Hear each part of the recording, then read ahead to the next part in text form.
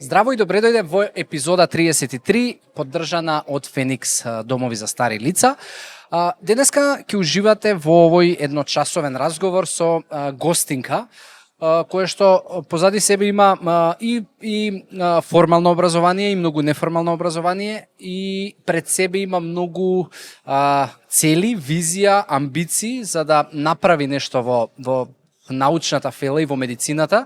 Се работи за девојка која што е доктор по звање, која што работи во една голема фармацевтска компанија, која што и е на докторски студии за базични и клинички истражувања и верувам дека ќе се направиме одличен разговор и дека ќе уживате на теми кои што секако се поврзани со здравје, но најмногу ќе го допреме делот на можеби како се формираат состави на лекови, како се пишуваат, што ние луѓето можеби имаме како пречки кога читаме одредени етикети и нутритивни вредности, а и секако ќе дозволиме на спонтаноста да ете не води, така да уживајте во овој разговор. Google Podcast, Apple Podcast, Spotify, сите социјални мрежи се местата кај што може да ја следите содржинава и секако храбрете се да прашате, да додадете некаков коментар и вредности и да стапите во контакт со нашата гостинка Катерина, која што ќе ја запознаете за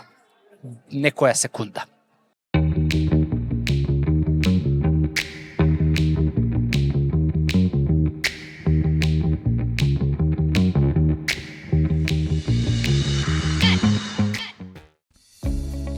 Открите топлината и грижата во дневниот центар на Феникс домовите за стари лица.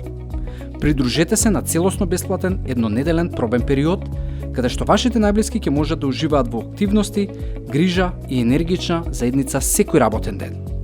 Од прва рака искусете ја радоста и удобноста што ги обезбедува овој тим од професионалци. Кликнете на линкот за да се регистрирате или јавете се уште денес за да ја почувствувате разликата што ја прават.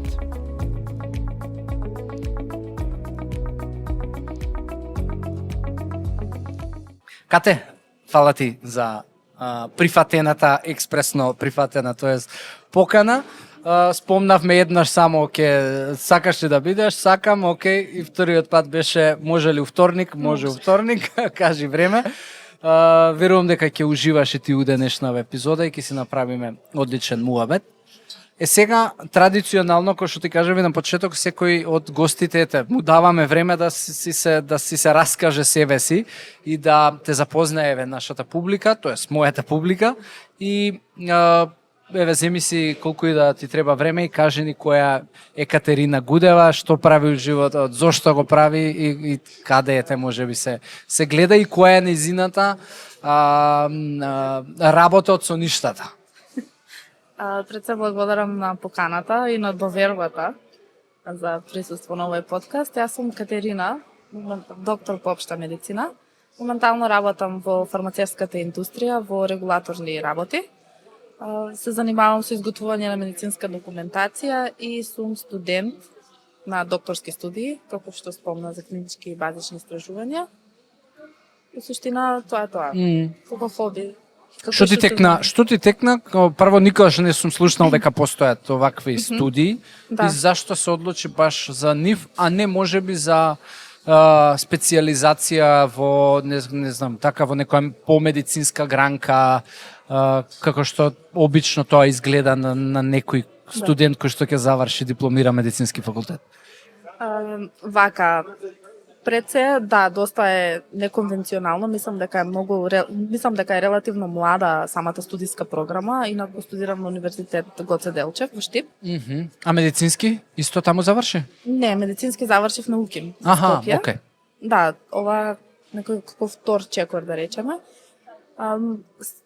Се нафатив да кажеме на ова студиска програма, бидејќи пред се е доста општо, што ми дава простор да понатаму се надоградувам во поле во кое што сметам дека би ми било од интерес. Бидејќи од искуството кое што го стекнав на факултет, сватив дека како студенти по општа медицина не сме доволно свесни што би сакале понатаму да работиме. Од друга страна пак, мислам, друго нешто што сватив на факултет е тоа што иако не сакам да се занимавам стрикно со работа со пациенти, би сакала да го фатам тој по неконвенционален пат кој што го нуди медицината, пак сакам мојот придонес, мојата работа да биде во полза на здравјето на луѓето и да го дадам мојот допринес во науката.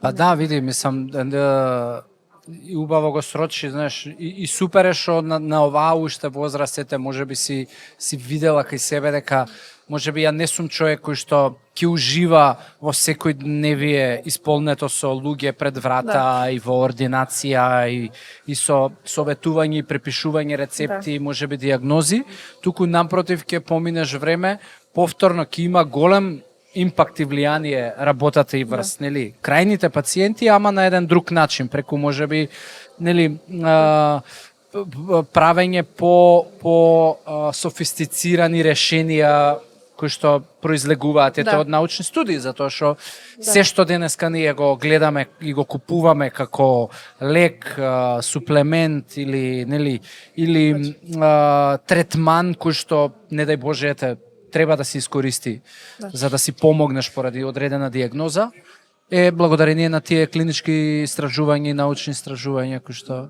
се правеле од позадина луѓе кои што не ги познаваме, така затоа што тоа мислам може малце контроверзно и доста неконвенционално размислување, меѓутоа мислам дека можеш да ја сакаш медицината и да го дадеш својот допринос во нејзе и твојот удел да важи, без да ја имаш таа љубов со работа, љубов кон работа со пациенти.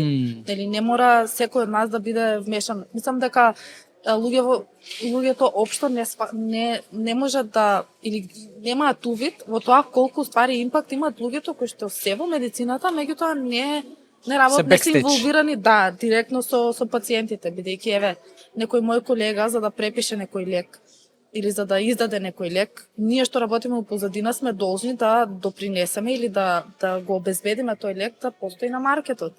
Или да дадеме некој, односно еве од аспект на тоа јас што го работам, изготвување на медицинска документација, моја должност е пред да се стави лекот во промет да образложам од научен аспект кои се бенефитите или како треба тој лек да се користи. За некој мој колега кога прв пат ќе се сретне со тој лек, да има од каде да прочита и да има некој overview за тоа како да го користи лекот, кои негови пациенти би им било од корист, како да го дозира, на кои несакани ефекти да внимава.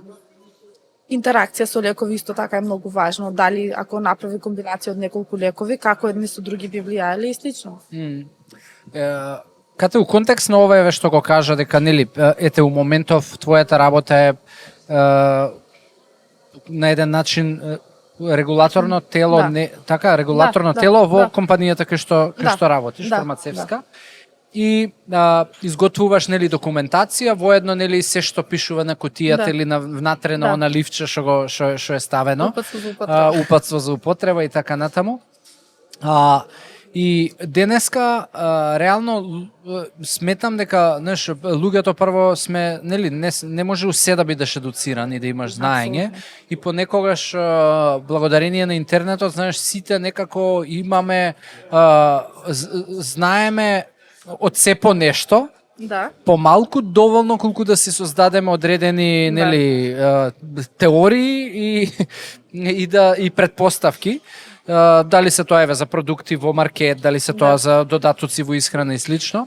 И што се, знаеш, кои се работите кои што треба луѓето да ги знаат, имали нешто што ќе им го скрати патот до тоа за да утврдат дека одреден продукт е добар. Иако, нели, се ако зборуваме за додатоци во исхрана, многу е тоа строго контролирано што се може да излезе на рафт или не е баш така. Да, тоа е некој има многу разлика во регулативата, односно во законските обврски на кои што подлежат лековите и на кои што подлежат додатоците во исхрана. Да речеме сите суплементи како витамини, не знам, и слични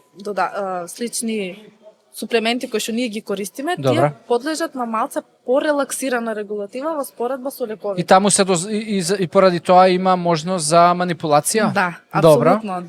И да. која е најчеста тебе манипулација? Затоа што денеска буквално многу се користи, дури Да. се злоупотребува. Фанатично се користат додатоци во исхрана, дури и без потреба. Знаеш, се согласувам, и да. многу често луѓе ги користат за да се исперат од гревови, као нели мисли дека ќе пие суплементи Да. за сметка на тоа што ништо нема да внимава во Да. остатокот од основата на исхраната и во оброците и слично.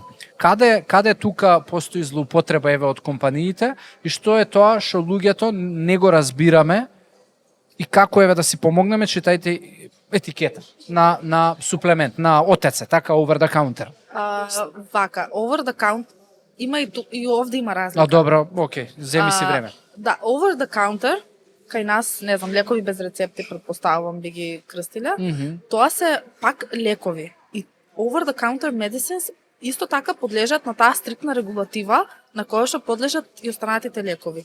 Додека пак додатоците во исхрана, тоа е друг свет. Витамин Како- С, магнезиум и така Тоа натаму. се додатоци во исхрана, да речеме, не знам, парацетамол, бруфен, што такви ибупрофен или активната состојка, тие се лекови и тие подлежат на таа постриктна регулатива, кај што должност е и компанијата не би добила маркетинг авторизација доколку не се запазени сите тие моменти од законот.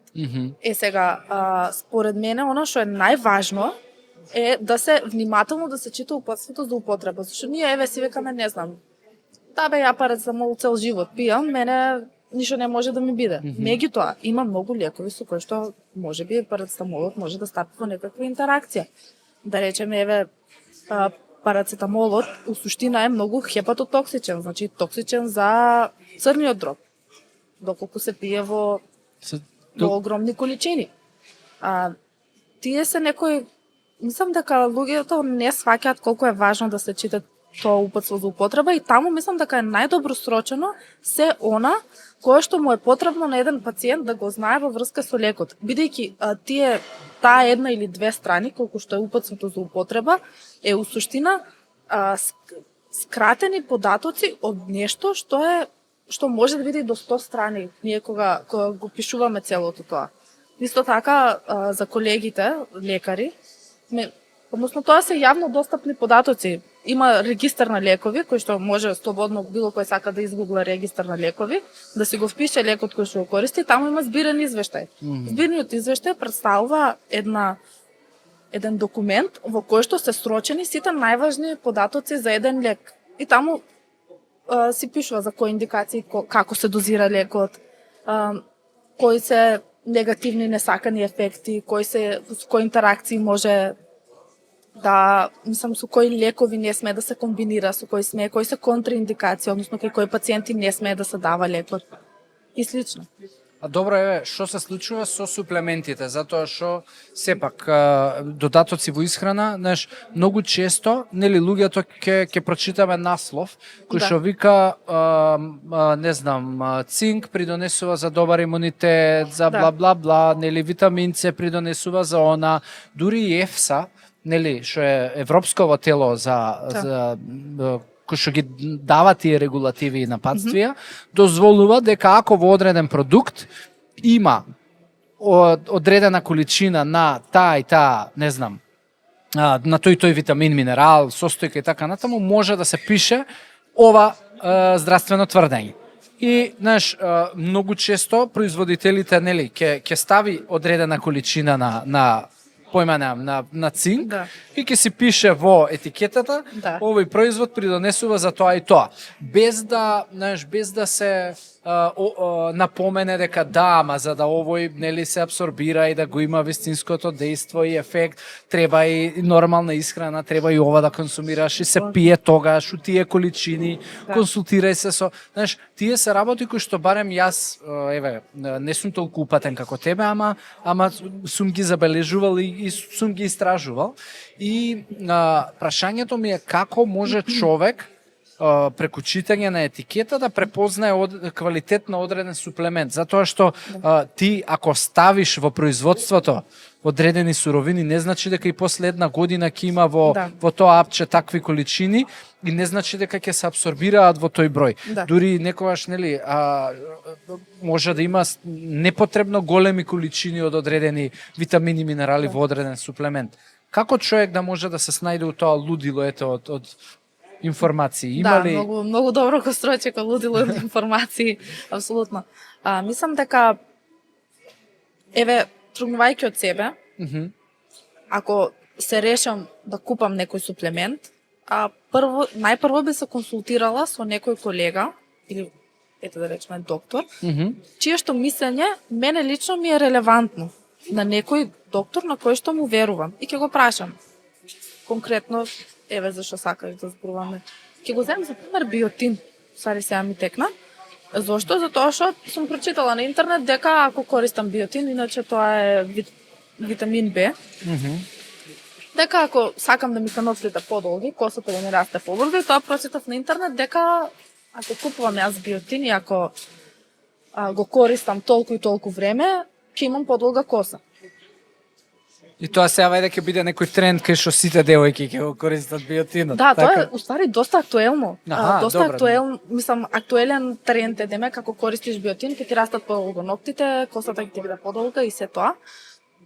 Прво ќе прашам некој мој колега кој што сметам дека ќе ми даде чие што мислење ми е релевантно и ќе се информирам од интернет. Сега како да ги филтрираме нели сите тие податоци кои што ги има на интернет?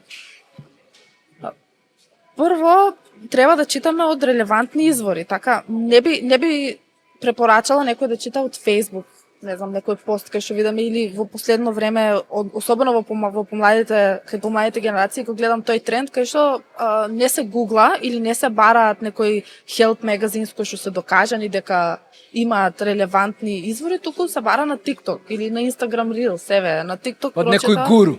Да, од некој, или инфлуенсер денешно. Добро, кои се тие релевантни извори? Каде човек да место на Google, каде конкретно да отиде и да провери? За најрелевантни би рекла PubMed како еден од користените.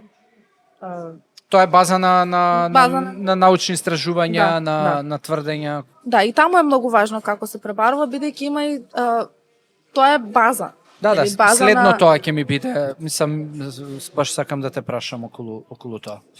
Друго би препорачала Medscape, Medline, или доста има магазини кои што даваат релевантни податоци, мислам, кои што или без разлика и да биде некој артикл кој што сме го нашли рандом, ако надолу има референци во кои што цитираат и кажуваат од кај ги ископале тие податоци, тогаш би кажала дека јас можам да верувам ова, зашто гледам дека имам доказ од каде се извадени сите тие податоци и можам да проверам дополнително ако сакам јас да направам подлабок ресерч за тоа што точно е напишано. Исто да речеме и со YouTube видеа, знам многу канали кај што се тоа што е образложено од страна на новинарот, да го кажеме.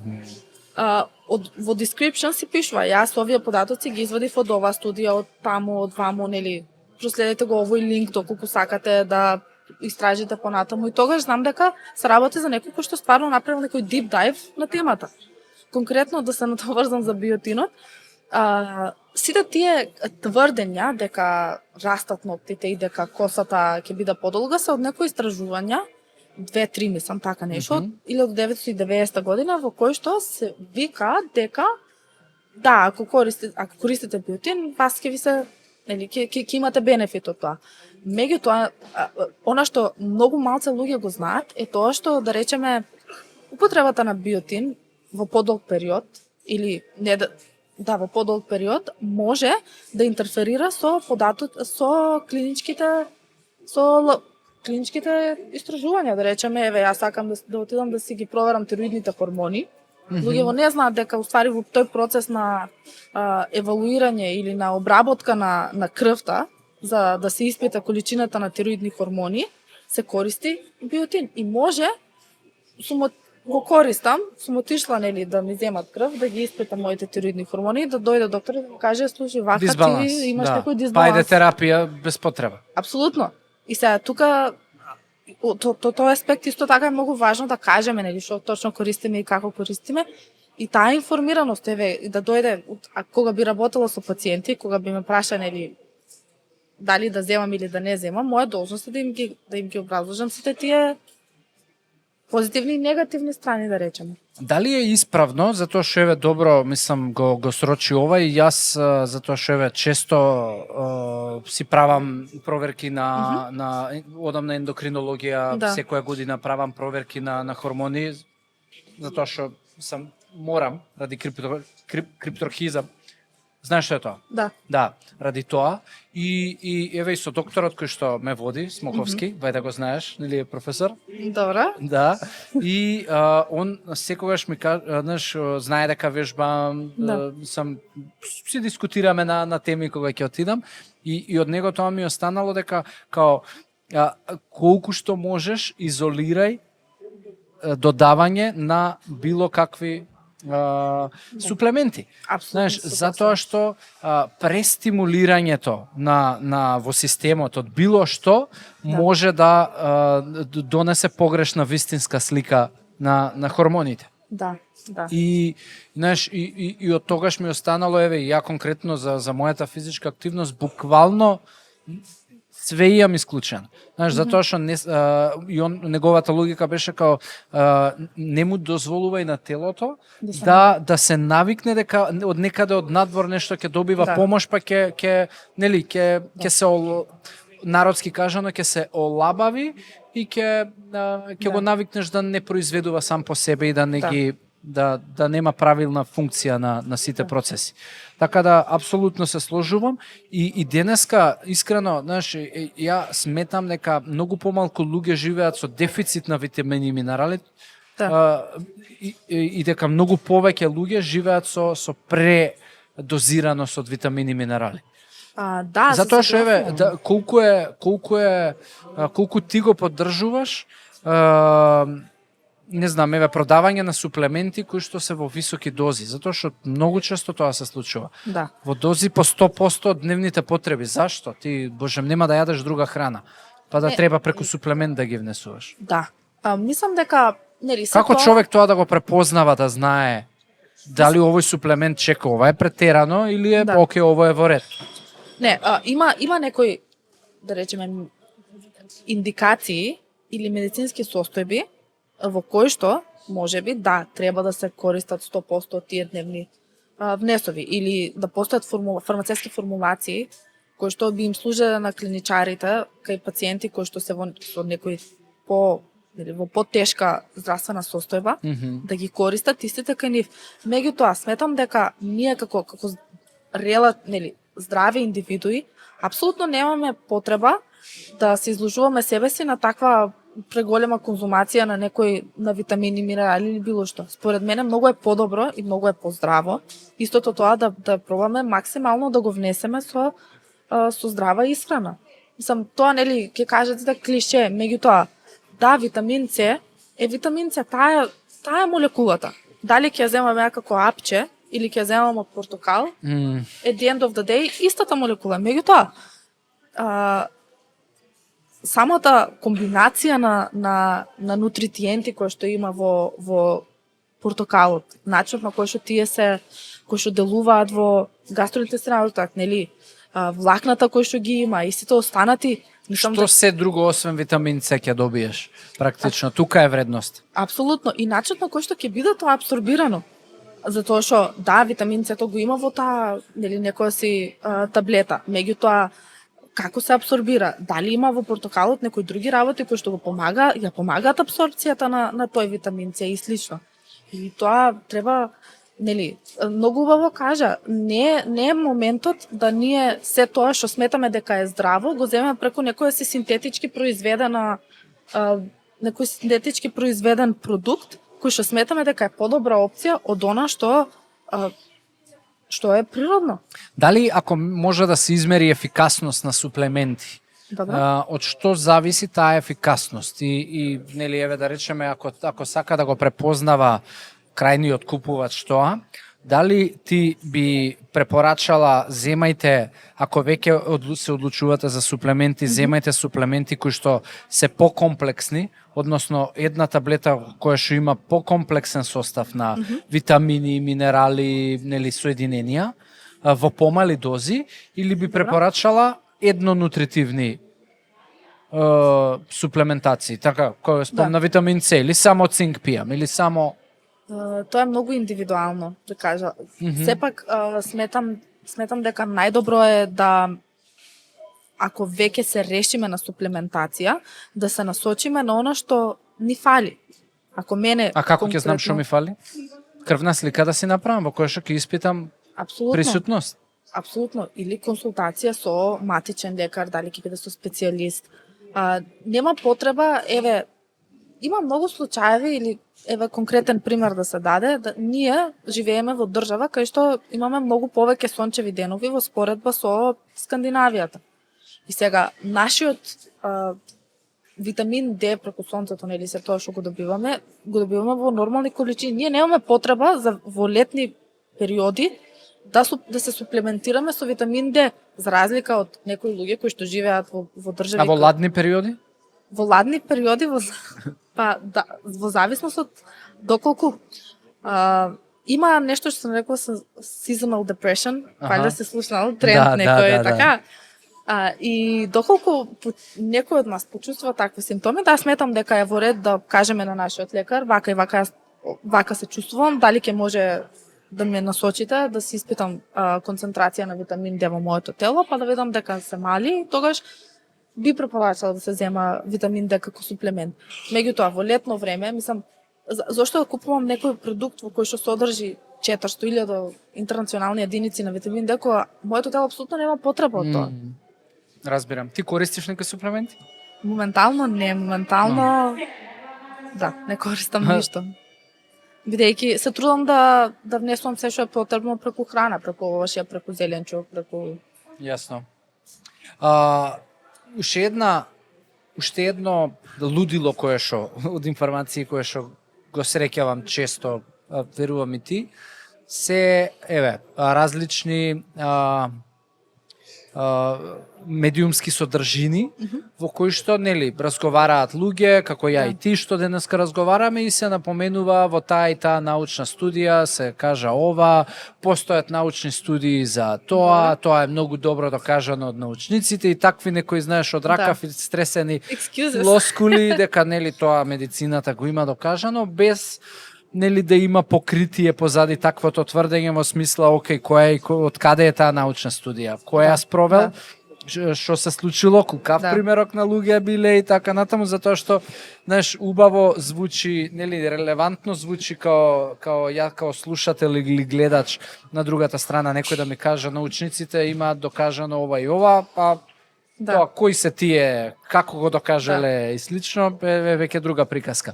И верувам дека многу луѓе наседнуваме на некоја си таква информација.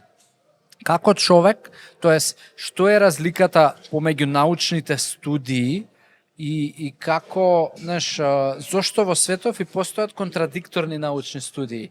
Една докажува едно, другата го докажува другото. Дали тоа се можеби лични потреби на одредени компании кои што некогаш си ги местат коцките за да можеби напишат некако. Како изгледаат научните истражувања? Како е тој цел процес? Што се случува у позадина? И каде ние луѓето можеби знаеме да се клизнеме читајки? Заради оваа прашање сум голем поборник на тоа да се консултираме сегогаш од лица кои што се постручни и покомпетентни од нас на дадената тема. Бидејќи јас имам завршена медицина, меѓутоа не можам да седнам на PubMed да прочитам 3 студии за некоја си стрикно ендокринолошка, еве како почнавме со тоа и да кажам јас сум експерт околу тоа. Има во цела таа база на податоци и сите тие клинички студии кои што се достапни таму, за да бидеме добри во читање на нив, мора да знаеме кои се прво кои се фундаменталните делови на една студија и каде, што да бараме. Секоја клиничка студија треба да има абстракт, каде што таму во кратки црти е дадено кој е мотивот за спроведување на клиничката студија, што се работело и кои се резултатите. И тоа од самото првото гледање, нели некој што е искусен во читање на клинички студии, со самото читање на абстрактот ќе знае отприлика дали таа клиничка студија е релевантна или не. Во воведот се пишува за краток некоја историја за тоа кои се досегашните истражувања на темата на која што се обработува, која е мотивацијата, нели кои се објективс или целите на самото истражување и понатаму оно што е од особена важност, ако сакаме да видиме дали некоја студија е добро спроведена или не, се materials and methods, материјали и методи ставувам. Добра. Значи тука гледаме со која прецизност и до кои детали оделе научниците кои што ја спроведувале самата студија.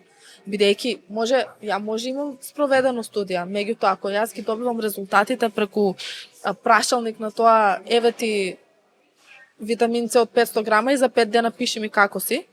И во резултати да кажам, да, еве, од 10 луѓе кои што ги испрашаа, одговорија дека им е многу убаво. Да, тоа е тоа е клиничка, тоа е истражување. Тоа е научен, нели, податок со кој што јас сум направила нешто. А од друга страна има студии во кои што се знае точно кога е даден лекот, колку е дадено, се земаат плюс примероци. Има пласибо група.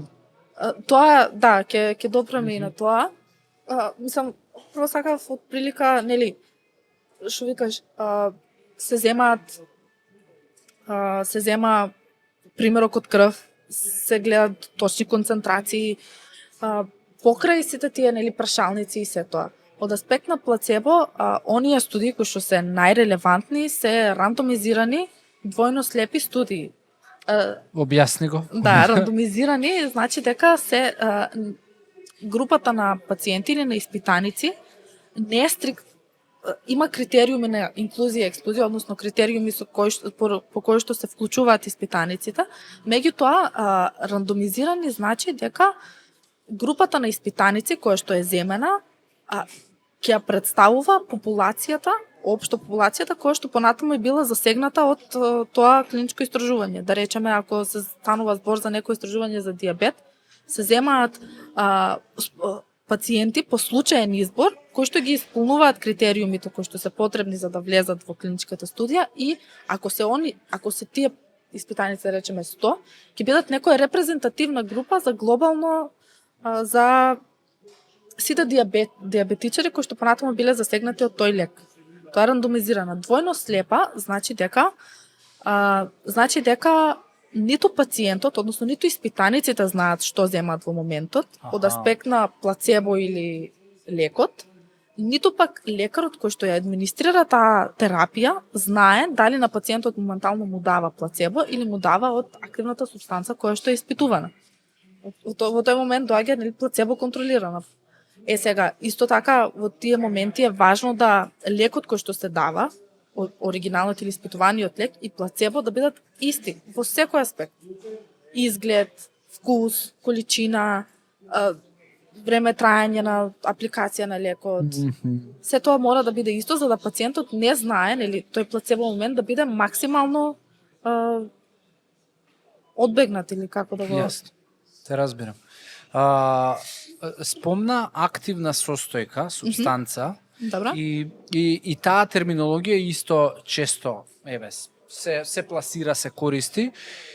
Што значи активна состојка во одреден продукт а што е неактивна и што е разликата или постои неактивна состојка? Да, вака. Пошто во одреден комплекс на суплемент или било што или на продукт кој што го купувам може да пишува со толку и толку количина активна состојка тоа и тоа. Да. А што се другиве ако тоа е активно? Активната состојка е уствари причината заради која што купуваме лекот. Да кажеме во едно почнавме со витамин С, Да. какви да е. И ја купувам мултивитамини и ми пишува со активен витамин С. Ако мултивитамин, сега во мултивитаминот активни состојки би биле сите витамини Сите. кои што се вклучени нели во самото апче да речеме. Добра. Неактивни или ексципиенти се тие состојки кои што се користат за да може да се формулира самото апче, да речеме. Тоа се се додава стабилизатори, антиоксиданти да ги држат, нели, супстанциите како што треба. Се додаваат шеќери за да може вкусот да биде подобар, се додаваат стабилизатори. Пример, не би сакала да купам апчиња и под 3 дена да ја променат бојата. Може би тие пак ќе бидат корисни и пак ќе бидат употребливи. Меѓутоа, тоа е пак inconvenience за пациентите, бидејќи ќе си помислат дека тоа, да речеме, не е квалитетен лек, иако не е така. И тие се тие неактивни супстанции или ексципиенти кои што се користат за да може да се формулира самата фармацевтска форма. Јасно. Дали ти лично учествуваш во креирање на не знам, на нови формули или дали пишуваш, медицинска литература се викаше? Медицинска документација. Документација. Да.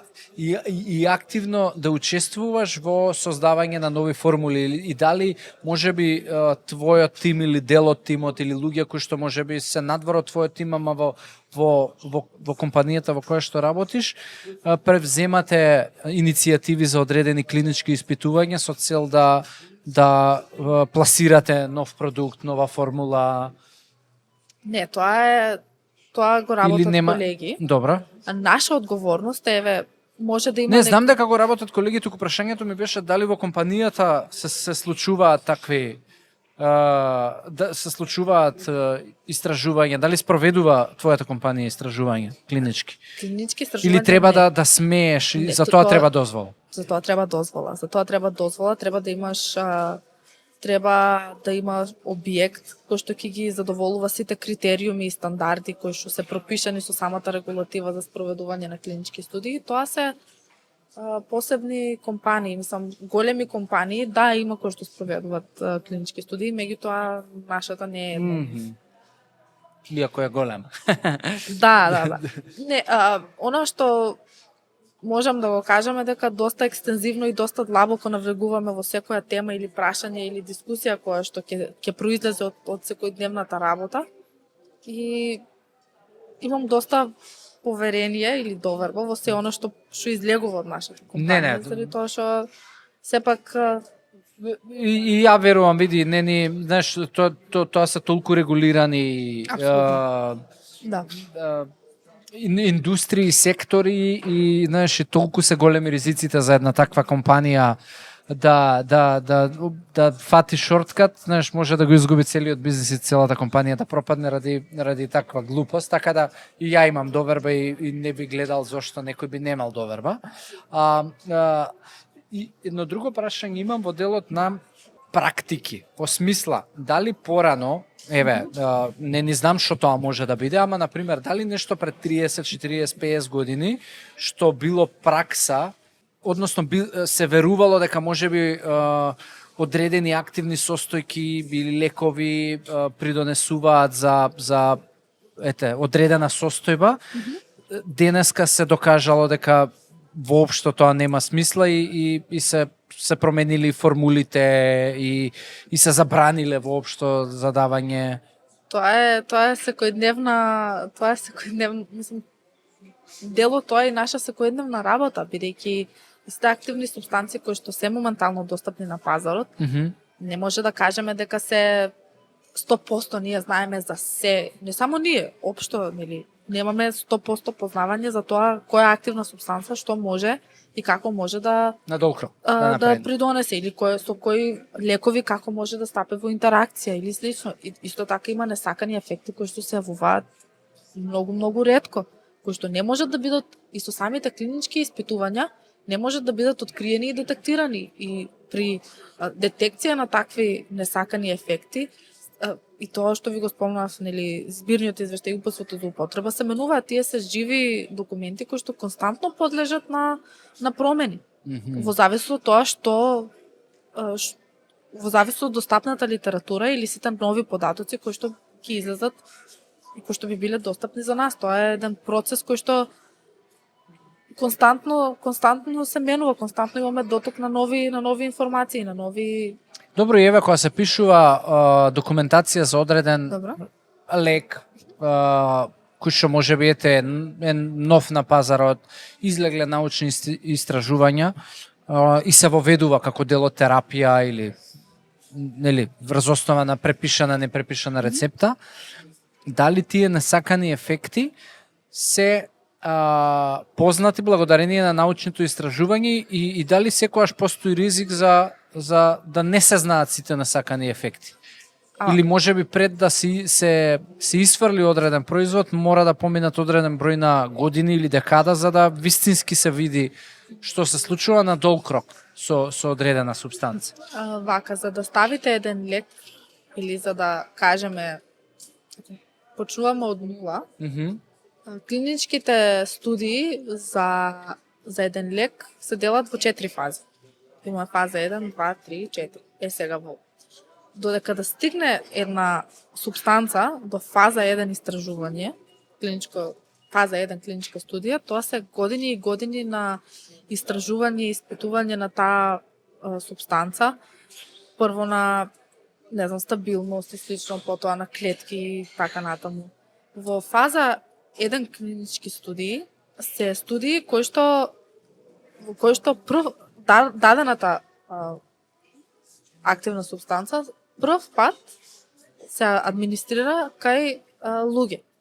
И во тие студии се користат многу мал број на здрави испитаници, од до 100 отприлика, и тие траат до година-две. И тука е важно да се испита колку е, да се направи проценка на дозирањето на таа субстанца и да се даде една генерална насока за фармакокинетиката и фармакодинамиката на еден лек. Што се тие? Фармакокинетика е уствари како телото реагира или како телото реагира на активната субстанца. Тука имаме метаболизам, односно абсорпција, дистрибуција, како се дистрибуира низ телото, како се метаболизира и на крај телото како ќе го елиминира. Додека пак фармакодинамика што лекот би му направил на нашето тело, односно како делува, на кои рецептори ќе се врзе, како ќе се врзе, кои се последиците од тоа врзување и слично. Во фаза 2 студии, исто така може да бидат и пациенти и здрави испитаници во зависност од субстанцата нели која што се испитува. Исто траат до година-две и овде се оди подлабоко во тие фармакокинетиката и фармакодинамиката на лекот.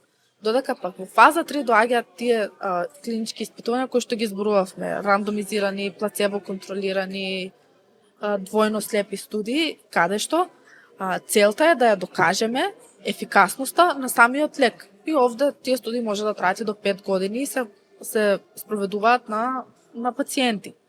Сега, во цел тој процес на клинички истражувања имаме моменти или дознаваме кои се најчести несакани ефекти, кои несакани ефекти се явуваат 1 на 1000, 1 на 10.000 и слично. Меѓутоа, фаза 4 клиничките истражувања, тие се постмаркетиншки истражувања, кои што се спроведуваат кога лекот е веќе ставен во промет со цел да се утврди или да се детектираат некои несакани ефекти кои што се јавуваат многу ретко или некои интеракции со други лекови за кои што не би биле свесни, бидејќи колку и да се екстензивни истражувањата, ние не можеме да ја уфатиме цела популација. Може ќе има некаква си сплет на околности или состојби кои што ќе доведат до некој нов податок за лекот кој што ќе ни кажат да, еве овој лек како може да предизвика ова и ова. Значи тоа е бесконечна еволуција и усовршување и подобрување. Да. Има и лекови кои што со години биле нели во промет, за кои што тек сега се дознаваат некои несакани ефекти за кои што дури не се знае фреквенцијата на случување. Имаш некој пример за таков? Пример? Па, еве да кажеме статини. Статини се лекови кои што се користат за намалување на холестеролот во крвта. Аха. Оно од последно од мое лично искуство во работа имаше сигнал од страна на Европската медицинска агенција каде што вика дека постои можност да доколку имате или сте имале мијастенија гравис, тоа е заболување на мускулите, да статините ја влошат таа состојба. Сега тоа се лекови кои што со години се користат, меѓутоа овој несакан ефект е нешто што тек сега ние го дознаваме или тек сега сме дошли до тоа сознание. И тоа Затоа што можеби на многу места низ светот се пријавиле случаеви на луѓе со таа дијагноза што знаеш тоа стварно треба време и многу Да. Тоа е цела наука, фармаковигиланца, тоа е цела област, цел сектор кој што работи на тоа, мислам, и самата Европска медицинска агенција си има сектор фармаковигиланца, мислам, тоа се е достапно и може да се прочита, тие се податоци со кои што може генералната популација да располага. Кои се моментално трендови еве кај што можеби сме на рап на breakthrough или што би рекле за одредени можеби лекови или болести кои што медицината и истражувачите и научниците се блиску до откровение и до еве дали следиш, дали ти си возбудена да чекаш резултати за некои такви. Па од мој личен пример тоа пред некој ден го прочитав. Аха. Додека бев на студии имаше Case Report Conference, тоа се некои конференции кои што се одржуваат страна, ги организираа студентските организации кај нас на факултет. Имав прилика да презентирам за мултипла склероза. Тоа е автоимуно заболување, доста тешко, за кое што во моментот кога јас го спремав тој кейс репорт, односно тој приказен случај, во заклучок ми стоеше дека лек нема, дека ние не знаеме механизам на настанување. Додека со последните истражувања се смета дека Епштен-Бар вирус е еден, односно може би има некаква улога во механизмот на настанување на самата болест. Односно на подкренување или отпочнување на тој тригер, некој. Да, некој тригер на тој автоимун процес кој што понатаму доведува до, иако тоа е вирус кој што релативно често се сретнува во генералната популација, се механизмот на кој што нели натаму почнува тој цел автоимун процес, начинот, протеините кои што ензимите или не знам, рецепторите кои што се вклучени во цел тој патофизиолошки механизам не се познати, но пак е некоја насока или некоја deep dive подлабоко во тоа што може, бидејќи ние ако ги знаеме патофизиолошките механизми, лечењето, третманот или на крај крајва превенцијата би била многу полесна. Апсолутно. А што имаш еве некои, не знам, сознание, информации од тоа што си читаш, што се случува со канцери, со ракови, знаеш, затоа што ако нели онака кафански муавет луѓе кога си прават, сигурно до сега има лек, нели само него вадат, него кажуваат и така натаму, нели некои такви теории, ама што е за мене ми е смешно. Али имаш еве до кога ние би се ослободиле од таа болест? Знаете, има многу канцери кои што имаат многу поголема стапка на преживување во споредба со пред 10, 20, 30 години. Така е. И превенцијата и диагностичките методи кои што може да се користат за детектирање на раковите се многу понапредни во споредба со предходните, со минатото, да речеме.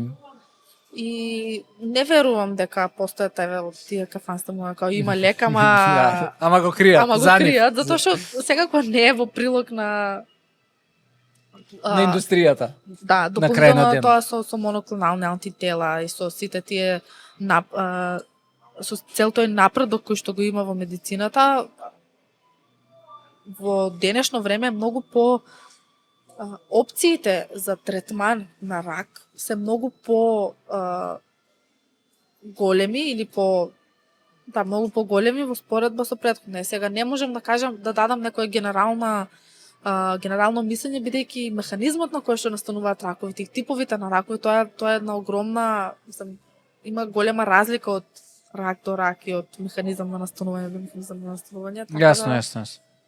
Не е дека сметам дека не се користат доволно превенцијата која што ни ја нуди медицината во денешно време, мислам дека во генералната популација не се користи. Се сакаме поскратен пат, нели, тука доаѓаат и тие суплементи и тоа, да ме кајве ја ќе пијам витамин С и мене ништо нема да. Превенцијата мислиш за лайфстайл? Превенција? Апсолутно, почнувајќи од лайфстайл. Медицината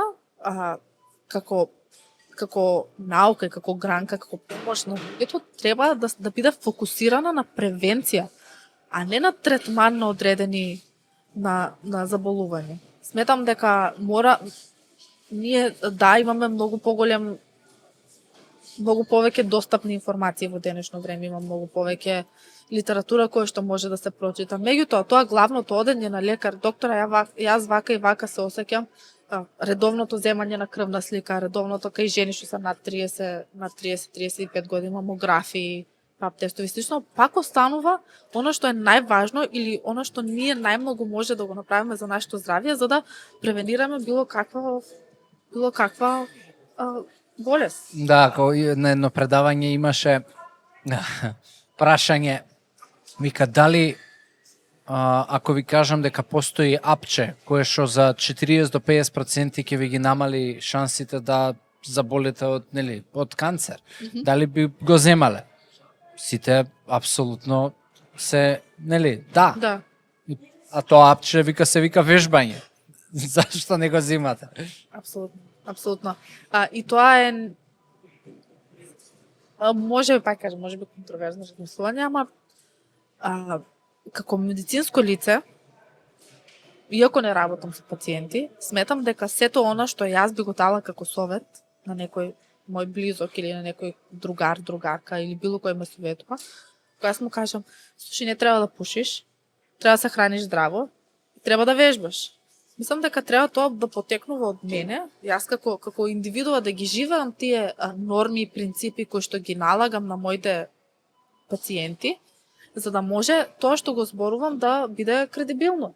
Не може да седам у кафана и да јадам 300 глупости и да имам 30 кила вишок и да... Апсолутно, да не спијам редовно, да не внимавам на тоа како изгледам.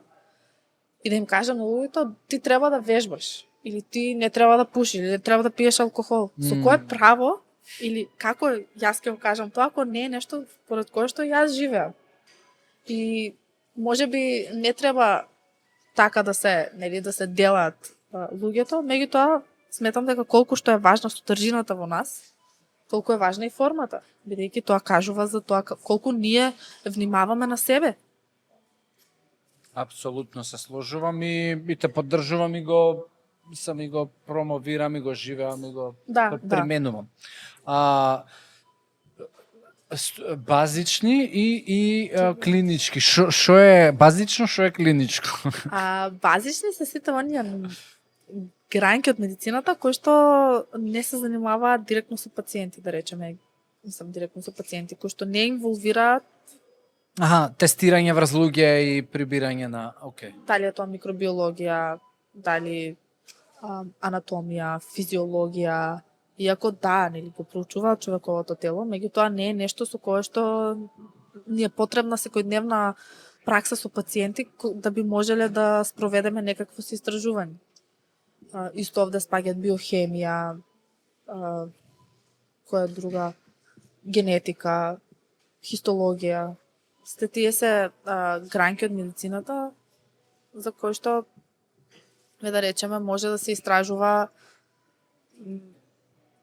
истражува некоја бактерија како делува или слично, или во кои услови ќе проживе или нема да проживе, или како би делува на човековото тело, без да користиме пациенти. Клинички би биле тие сите оние гранки како интерна медицина, хирургија, онкологија, инфективно и слично.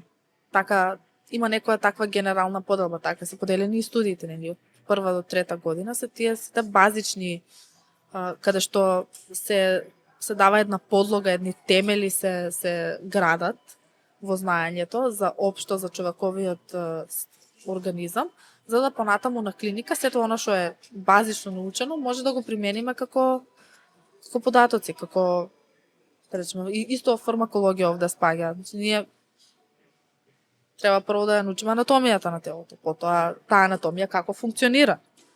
После таа анатомија или како функционира здраво, меѓутоа каков би функционирало и во патолошки состојби.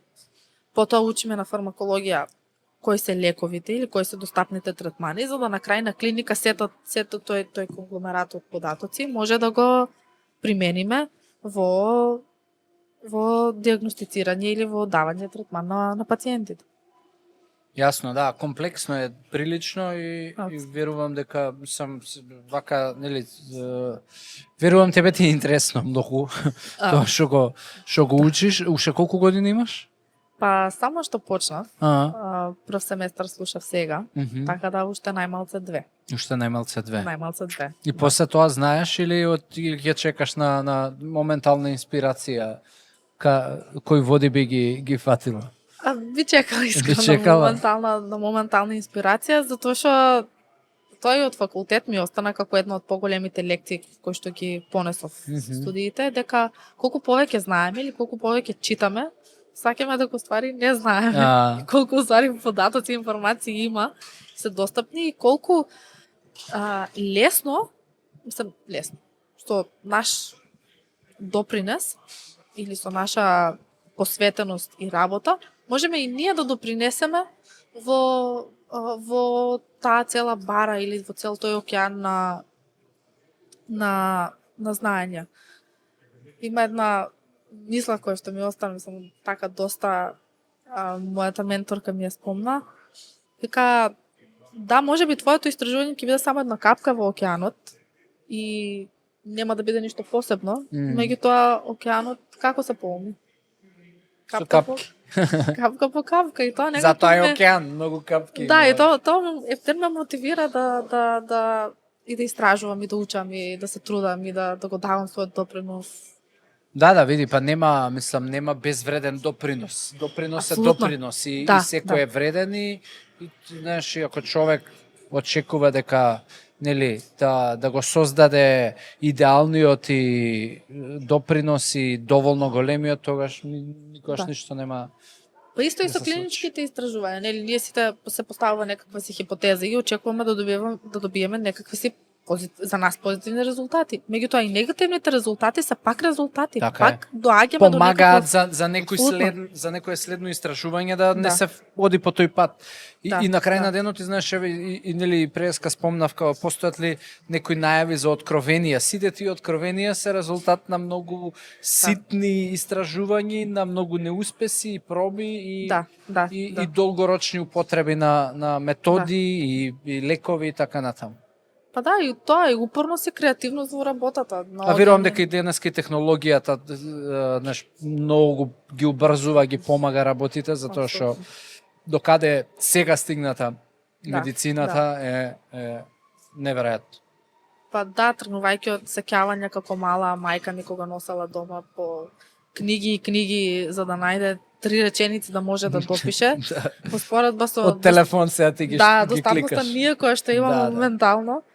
Особено со artificial intelligence, не знам, chat GPT и слично. Да, тоа тек сега ќе. Да. Тек следните години ќе доживува. Please write my essay. Го имаше есејот, сум достапен. И требало да читаме за. Кате, летна еден саат, ја уживав у разговоров и верувам дека ќе се сретнеме пак при крај на студиите или кој ќе завршиш да разговараме за нешто што си тогаш возбудена и што можеби си имала некаков придонес или си научила.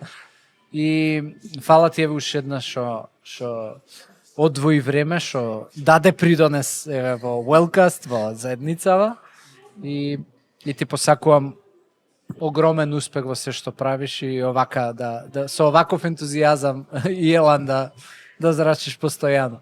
Ќе благодарам и на тебе, благодарам на продукција, да, екипот. Да, мислам навистина браво и за иницијативата, бидејќи мислам дека фали тоа кај нас. Апсолутно.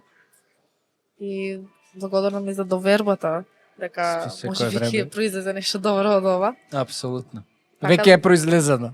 Така да, се надевам дека за релативно брзо време би го зборели истото и ја би била со друга титула. Да. А до тогаш у палестра ќе се дружиме. Да, апсолутно. Да, ќе до тогаш вежбам. на тренинг.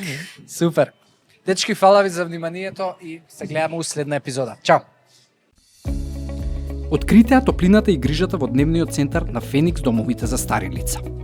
Придружете се на целосно бесплатен еднонеделен пробен период, каде што вашите најблиски ќе можат да уживаат во активности, грижа и енергична заедница секој работен ден. Од прва рака искусете ја радоста и удобноста што ги обезбедува овој тим од професионалци. Кликнете на линкот за да се регистрирате или јавете се уште денес за да ја почувствувате разликата што ја прават.